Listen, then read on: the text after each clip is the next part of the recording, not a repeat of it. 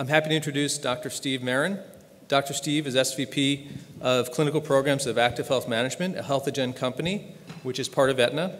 He's an Einstein-trained pediatrician. Dr. Steve has spent the last 20 years working with doctors and technologists, helping to improve the practice of medicine.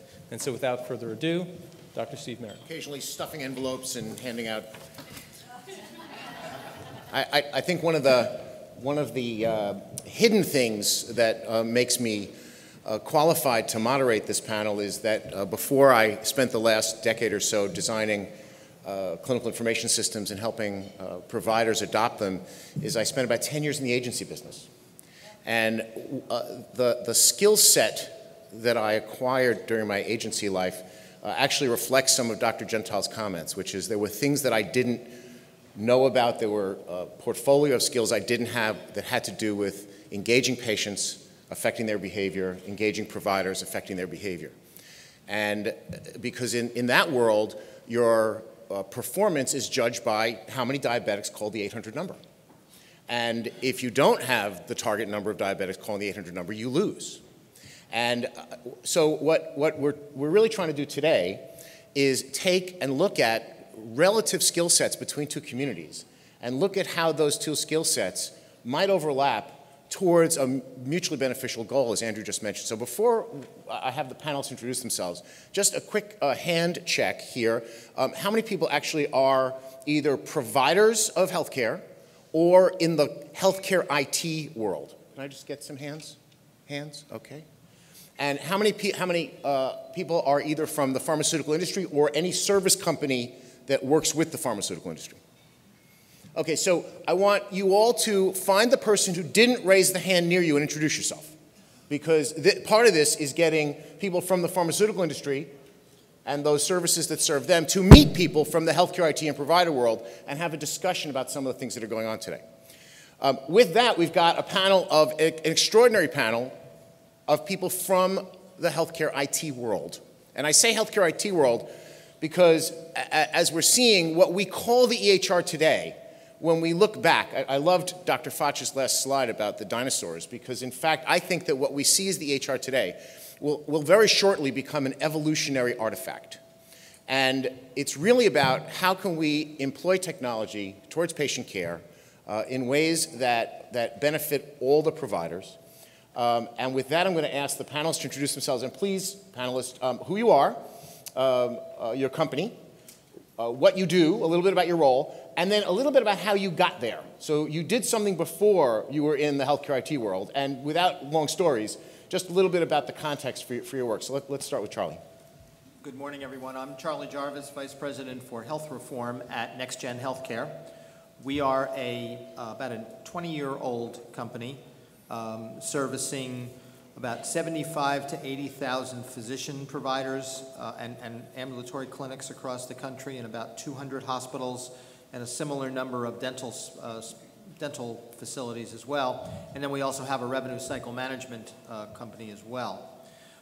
I have been at NextGen now about 8 years, and in my capacity, I head up our team that spans government relations, payer relations, and also what I'll call the emerging world of health reform, which I see as a cross-section now between the commercial interests in healthcare and the governmental interests. Prior to being with NextGen, I was in the hospital management business and the physician management business. So I came from the provider side, and now being over on the IT side, I think I have been able to bring with me the sensitivity that providers do have in terms of the work they do. We are constantly looking at the changing environment and trying to be very, very sensitive to the needs of our customers, which are quite confusing and quite challenging in today's environment. Paula? Good morning. I am Paula Brucker, and I work for Greenway Medical, and we are also an EHR company located outside of Atlanta, Georgia. The company's been around for close to 13 years, and I joined the company about 2 years ago, first in a consulting role and then full-time after they went public last February. And my background prior to coming to Greenway was in the pharmaceutical industry. So I worked in the pharma world for close to 18 years before joining Greenway. And I think that I try to bring a unique perspective to Greenway about some of the needs of the pharmaceutical industry and what we can do to work with them to help really advance population health. Started my career at Merck & Company, went to go work for a biotech company in Boston called Biogen, and then ended up at Genentech working on their cancer therapeutics. So worked a lot in the commercial world, and again, trying to bring that perspective into Greenway. And right now I'm a director of PrimeRESEARCH within Greenway, and our group was formed a couple years ago really as an extension of looking at the ability to connect life sciences companies with the provider and the patient.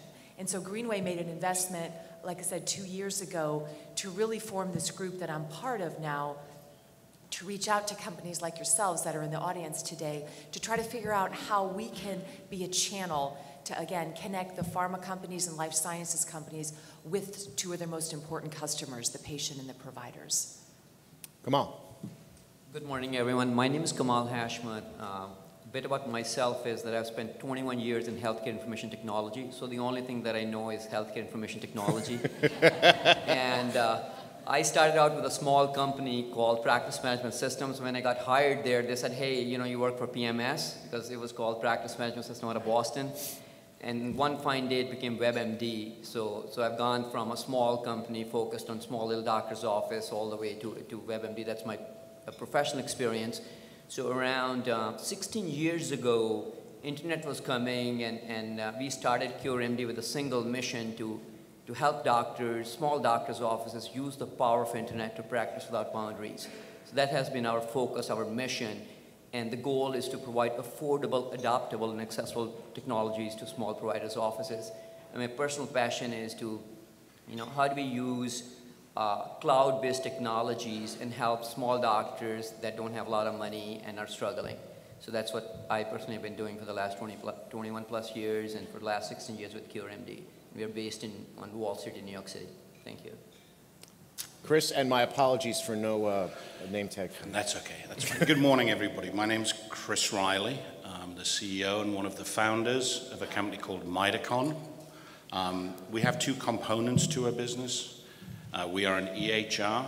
We talk about an electronic medical office. We do everything for the physician, from the patient component all the way through to his administrative billing component, like many of my colleagues on the table today. We have a second component which bridges and is very much in the wheelhouse of what we're talking about today, in that we have an issued patent that manages the business model and delivery of clinical content to the physician in an EHR workflow. Our business is a solution which we provide to physicians free, and obviously the content delivery generates revenues which support it. My background is more from consumer products and media. I have done every job from sweeping a floor in a major manufacturing facility to being the CEO of a PepsiCo company and turning it around worth about $1 billion in shareholder value. I've also been involved in one of the top 5 media placement businesses globally, and I got into healthcare because I was sitting in a hospital one day. I joined a founding partner of mine, a physician in Newport Beach, who diagnosed my father-in-law, and unfortunately did pass through the process with the rarest cancer available today, so not the cancer you want to get. At that stage, only 150 people had been diagnosed with that particular disease. And so as a consequence, a bond was formed between a little fellow from Vietnam and a little fellow from England, and 7 years later, here we are. So I had them do that because while everybody here works for an EHR company, it actually represents 4 very different perspectives. Charlie's focus on post-reform payment strategies, which, by the way, is going to increasingly become a critical driver of behavior by providers and patients, as you heard a lot about this morning. But the big issue in post-reform is what are the accountability measures that I'm using? I was actually at an ACO, one of my clients recently, and one of the measures that's required for them to get their benefit payment has to do with generic substitution. But in fact, some of the patients have discovered that the branded drug, after a copay, costs less than the generic drug. And this was a big conflict because the ACO is being counted on the number of generic drugs they prescribe, but the patient wanted to pay less. And this posed a big problem that we haven't solved yet. But you've got post-payment reform, you've got the use of data and analytics that are coming out of the EHR to do some interesting solutioning. You've got an interest in the smaller practices and the docs who may not be part of some large network. And then the Mitochon talking about this kind of inside solution that really crosses many EHR vendors potentially.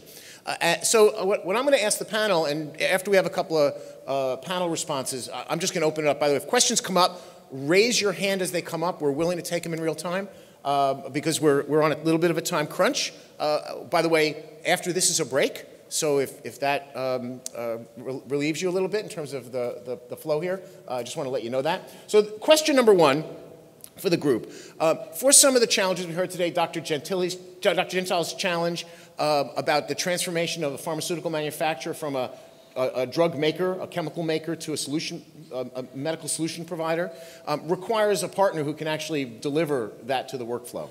So in terms of what EHRs today and where EHRs are evolving, where do you see those trends, and what are some of the things that are affecting you right now? Not so much the big vision piece, but what are some of the challenges that you're seeing today in terms of your product? And I'm going to start with Charlie at this end. I think the EHR of today is a rapidly evolving technology tool. All of us have spent the better part of the last 3 years adapting to the Meaningful Use program, obviously getting certified for stage 1 and now moving into the certifications for stage 2. And that has been a major purpose. At the same time, there was a great deal of confusion that grew up in the market because you had now a number of new companies coming in and people were trying to educate themselves as well as understanding where things go. As we get into what I'll call a more mature stage now, impacted more by the Patient Protection and Affordable Care Act rather than stimulus, although I don't want to minimize stimulus, but PPACA is becoming a very important tool. The EHR is becoming much more of a solution rather than just an ability to get meaningful use or an ability to document care for patients. What I mean by that is that we know that there are many players out in the market now that need data. And it's not just the government, and it's not just the providers, it's also the insurance companies, it's also those of you in the pharmaceutical industry. And part of our adaptation to that is to create modifications on our meaningful use certified products to create those data highways to be able to provide that. And I think you'll find that many companies, such as my colleagues on this panel and others, who are viewing the future see themselves as needing to create that adaptability. Now, I'll caution that it's very important that we don't look at the flavor of the month. And that is one of the problems that has beset our industry, especially as it relates to interoperability. We have to continue to develop standards, whether they be standards around interoperability, standards around data exchange, or standards around other solution capabilities. So while we need to broaden our scope, and we absolutely will, we need to broaden our scope in the way so that when we're working with pharmaceutical companies, for example, we're using as close to one way of data exchange as possible. Same with payers, same with others.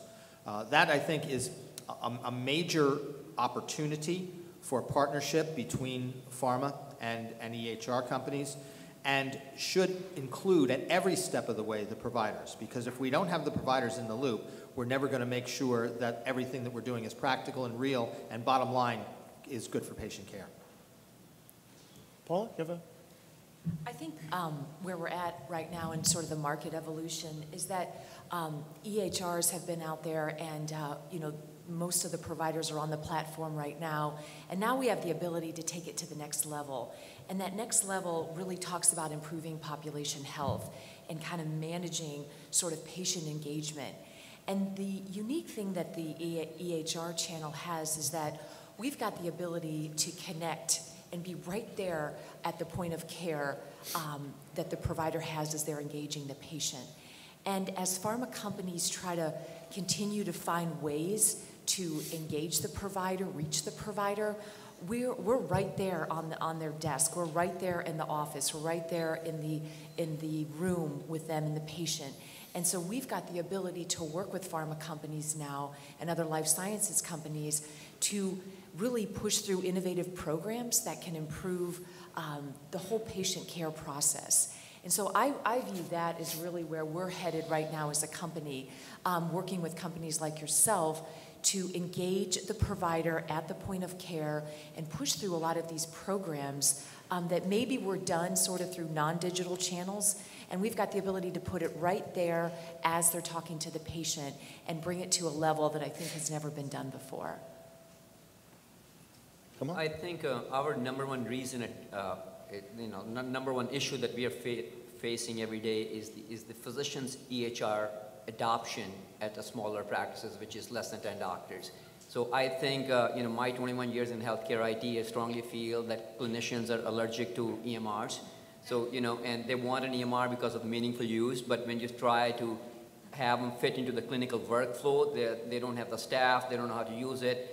And one of the major issues is that on an average, in the first 6 months of an EMR implementation, it slows them down by 38%, and they lose a lot of revenues because a lot of the doctors are struggling because of all the cuts that are going on.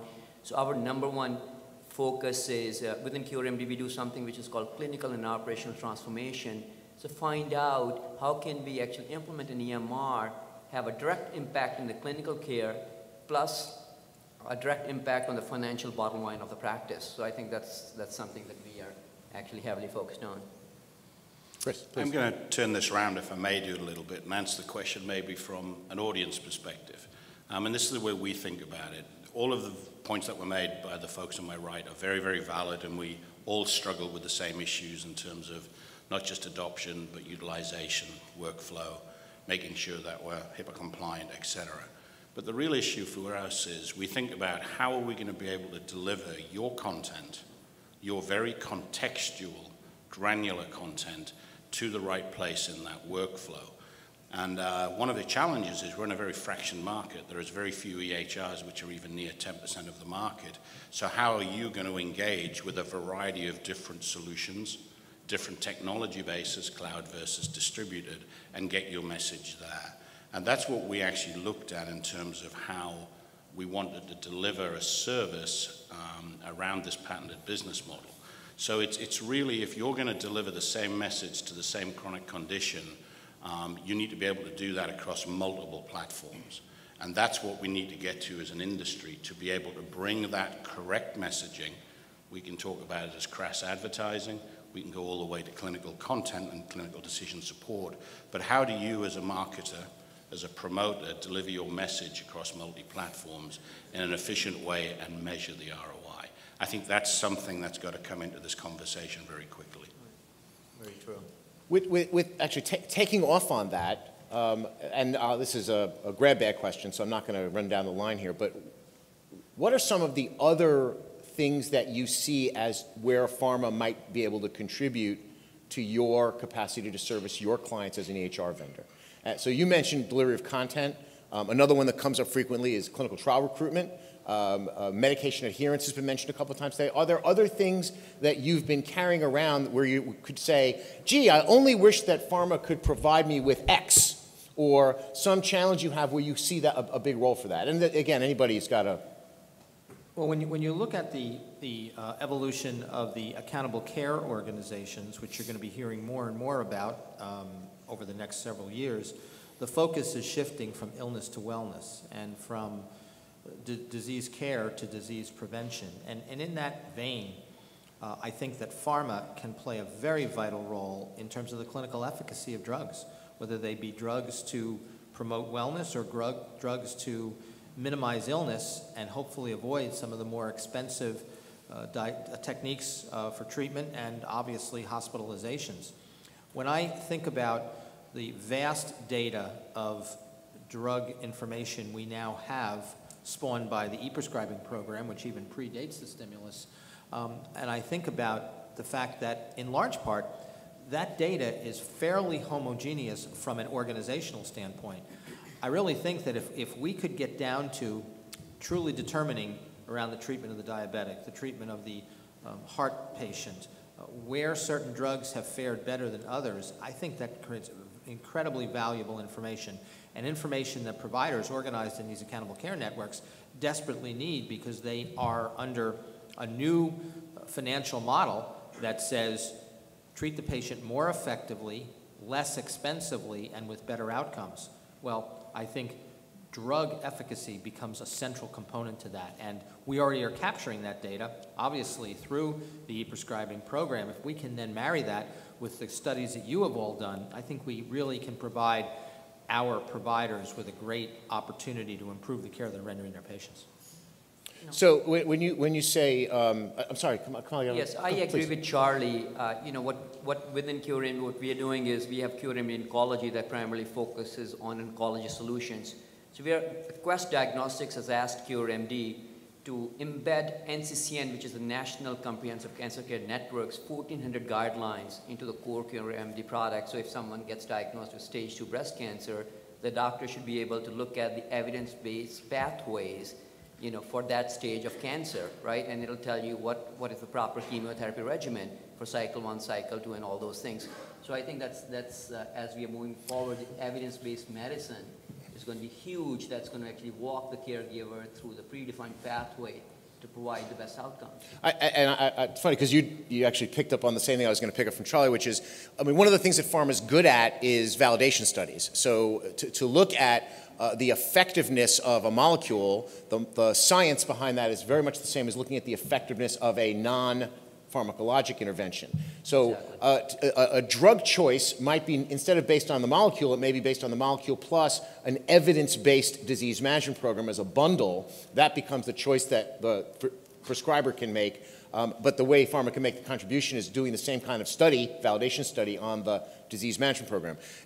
Disease management used to mean one thing, it means something else.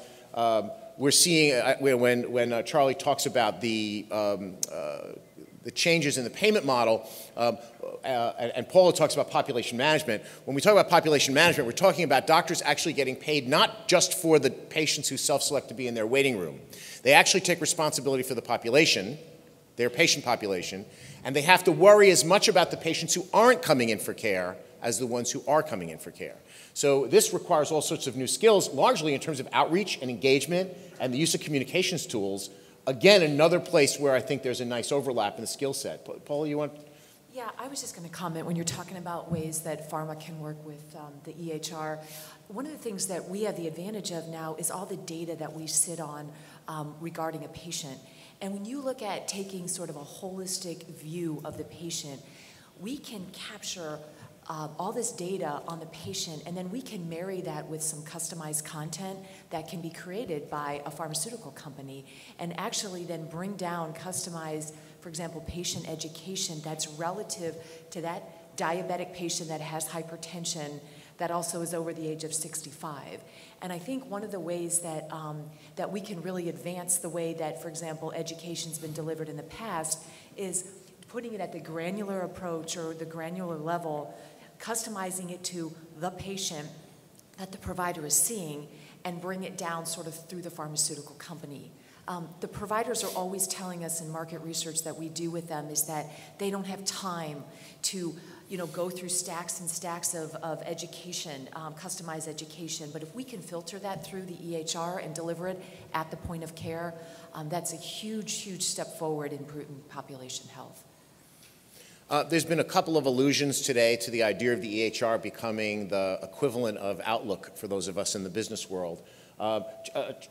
Chris, do you mind just talking a little bit about the transformation of the EHR into more of a digital hub, as Andrew said? Sure. I wouldn't mind just picking up on the point that Paula made. Okay. The key there for one of our pharma members in the audience is to make sure that you do that in a HIPAA-compliant way.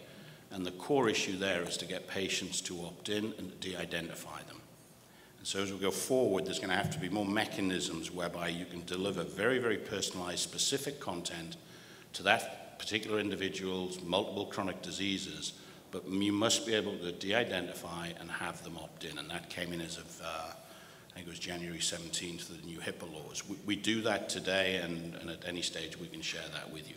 What's actually happening in this industry happened to the grocery industry probably 2 generations ago. looking out to some fairly young folks out there, unlike myself. But think about your grandparents, how they went and bought a pack of sugar or some rhubarb jam at the local grocery store. There was a fine gentleman in a brown overall, and he handed it to you, picked it off the shelf, and he hit one of those cute little machines we look at on Sunday afternoons in the antique store, and up came $1.06, and you paid your money and you moved away. That model changed dramatically with the advent of an electronic point-of-sale machine, to the point today, and I was involved in the company that developed this back in the internet boom, you actually don't even see a registrar, you self-checkout today. That small little beep that you hear as you pass your groceries across that scanner has totally and utterly changed an industry. From logistics, supply chain management, those of you in pharma that have got consumer backgrounds, if you think about Nielsen, it doesn't exist without an EAN or a UPC and a scanner. That's what's going to happen as we develop, as Paula said, tremendous amounts of information from these physicians. It's workflow, we get that content back, and it's marrying that clinical data to the right information that you have to be able to address these afflictions, improve the outcomes, and reduce the costs. I actually made a presentation in September last year in Washington that was basically pulling that whole concept together. And I think your whole industry will change in the ability to deliver very personalized medical information within the next short 3 years. Target is able to predict pregnancy in their customers with a 95% sensitivity based upon their purchase patterns of scanned consumer-based products. Again, skills from outside of our industry that we might want to start to look at and apply. I think the data analytics piece is particularly exciting, and it's exciting from two perspectives. One is it allows some of this very personal, it also allows for segmentation in a completely different way. Now, some of that segmentation may have to occur in a de-identified fashion, but as we know from market research, you can create great segmentation models without necessarily knowing the individuals involved, and then apply that model against individual patient-level data. We've got about 5 minutes, and I just wonder whether there's any questions in the audience to our panel members. I can't believe that you would have 4 EHR vendors up here, and no one wants to hit them with something. No, back there first. Back. Standing up. Oh, there you go. Thank you, Andrew. I would fail as Phil Donahue. Is this on? Is there anyone here from the FDA? No, I wouldn't admit it either if I were here. The reason I ask is a lot of what you've talked about is very tantalizing in terms of segmentation and analyzing data embedded in EHR systems that could be applied to individualized medicine. But when we begin to talk about pharma supporting those programs, we run right smack up against the labeling laws. And I wonder if anyone on the panel has thought about that, has talked to anyone at the FDA about that, or what? Yeah, it's a critical issue. It's, you know, HIPAA compliance, FDA compliance is core. Imagine a system that you can't sell a drug off-label on.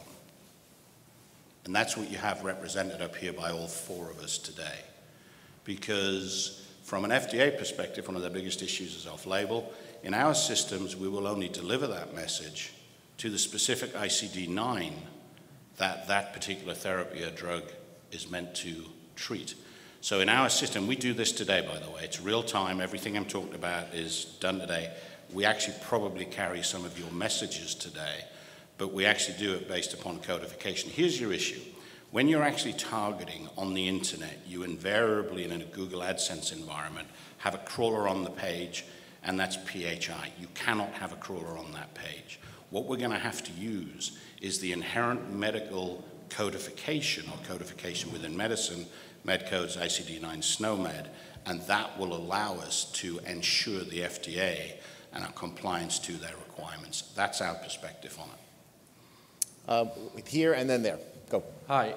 So I can imagine a scenario in the very near future where these ACOs and other value-based outcome care delivery models really kind of take off, and doctors now have a much more powerful incentive to use EHRs above and beyond meaningful use or anything from a regulatory and compliance standpoint.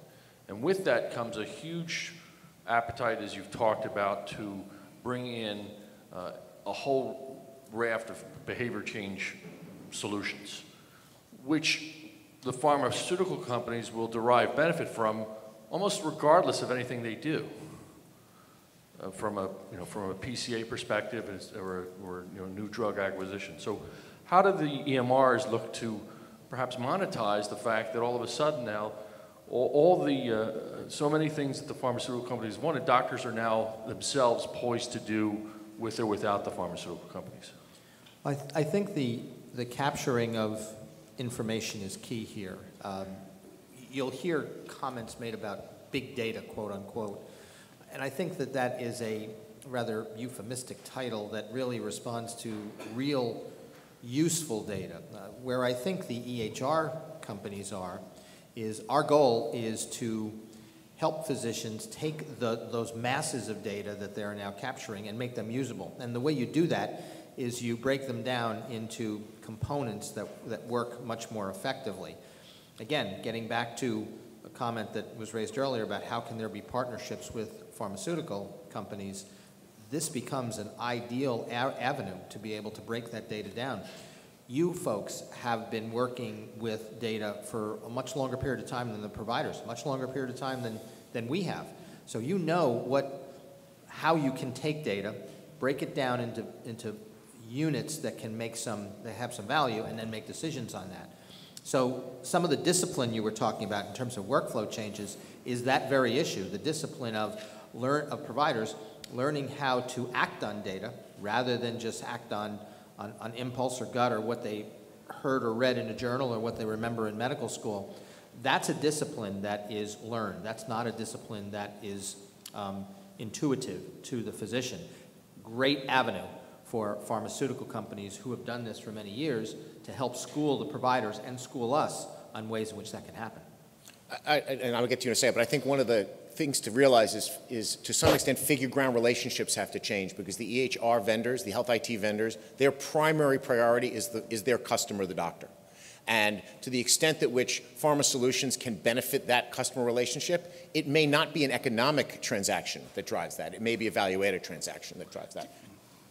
Hi, I'd like to get the perspective of the panelists on what you think the balance will be from a decision-making standpoint between big data that will be coming from the EHR systems versus the clinical data that's currently promoted through pharma. Chris, go. Raise your hand. Paula, you got one? I don't mind either. Well, I was going to say, I think it's sort of an interesting balance that they're going to have to choose between. I think that, pharma's going to come in with their own data and their perspective, but right now, I know even within Greenway, we are putting a lot of systems in place on the sort of remittance side where the provider can look across their entire population, not only within their group, potentially other groups too, and start to understand how they better can manage their patients, looking at their data internally. So it's almost like there's going to have to be some sort of a reconciliation in between the data that pharma brings and the data they currently have in-house. And I don't think we're there yet, but what we're providing is that window into their own data that they really have never had before. Right. And what Paula said, at a smaller doctor's office, what we did within CureMD is that there's a prescription network which is called SureScript. So, when a patient walks into a doctor's office, especially someone, who's elderly and has multiple chronic issues, there might be 5 or 10 different meds that they're taking. And most of the time, they don't even know the meds that they're taking, right? So what within CureMD and what most of the EHRs have done is they have something which is called the patient's medication list. So you can click on a button and get all the meds that the patient is taking, whether they are prescribed by this doctor or another doctor, right? So they're merging the clinical data from the pharma and the EMR data to a single desktop. So I think that's very powerful, right? And as we're going to move into future, we're going to see a lot of these things happen. Because within EMRs, a few years ago, we got a call from a company called Merck Pharmaceutical, and they wanted to talk to CureMD, and I was like, why is Merck calling us? And they wanted to know, in inner city, New York City, how many diabetic patients do we have declassified under the HPI? So we said, okay. So we actually went into our database, clicked on a button, and found that there were 570,000 patients in the New York City area that were diabetic and weren't taking their medicines properly, right? So which data as we move forward and they are declassified way can be very, very powerful. So within EHRs, we are in the initial, it's the first generation of EHRs we are in the data gathering from. As we move along, we are going to get into the decision support systems where all the systems and clinical solutions that pharma has can be embedded into the EHRs at the point of care for the clinicians. I would also argue that I don't think there has to be a choice here. I think both clinical data, individualized clinical data, care for patients, and big data or population data, both have a useful role in a provider's practice or in an integrated delivery network. It's a matter of how each is used. Yeah. Quick comment, Chris, and then we're going to take one last question. Yes, sure. Just 3 comments. Okay, big data, bit of a misnomer. You already have big data in pharma. We have big data on this side of the table. We're not going to put somebody's financial, health, general and social information into one database and decide we're not going to give one a mortgage or it's going to be a higher percentage mortgage because they're diabetic. So we scotch that, okay? I don't believe that's going to happen. It's unconstitutional at the end of the day. So I think to answer your question, there's 2 sides of it. We are all clinical content generators. We generate that granular clinical content by the provider in the system. What we're also doing is we're doing 2 things in real time. Instead of waiting for CMS data a lot later, we're bringing real-time clinical and we're overlaying it on the administrative part of it. So we're giving you instantaneous insights to all of the folks involved in that. And there's 2 sides of it the way we look at it. We generate the clinical content and we will push it out to a population healthcare management system. The fellow at the podium today actually represents one of those. That's not our strength. It's not where our strength will be. But we will generate the content to feed that. The other side of it is that specific personal information on that patient who is again de-identified and has opted in with a physician whereby you can drop very, very detailed information in. I want to go through one ACO example if I may quickly. No. Don't be frightened of ACOs. I've spent a lot of time in your head offices over the last year. And I'll give you an example of a very senior executive in a pharma company that said, ACOs are just going to try and destroy our high-value drugs, innovations going away, our margins will be destroyed. And I asked him why, and he said, look, we've got a drug, it happens to be a blood thinner replacement that should be administered in a clinical decision support way when the bloods get to a certain level, say 7 or 8 weeks in. And he said, that will never, ever be put through an ACO, it's 100 times more expensive. I said, well, hold on. If you have a system that can identify whether the blood panel and labs come back, that's the inflection point where the physician should make a decision to do that, and it prevents an uncontrolled bleed in an ER room where there's a huge cost associated with it, then an ACO will look at that as a very, very positive thing. So don't be frightened by ACOs. Partner them with the right information and delivery of it. This is actually true. The big lesson from a lot of ACOs is that some patients actually require more money to be spent against them in order to stabilize them, whereas other patients might be costing a lot of money but could actually be taken care of just as well with less expense. Last question, and then your break. Well, I'd like to just say how much I've enjoyed having you here. I really appreciate the fact that we have EMR companies here coming and talking with us in pharma, so thank you. The last question that I had was, we're talking about accountable care, we're talking about EMR, but there hasn't been any mention of health insurance exchange, health information exchanges.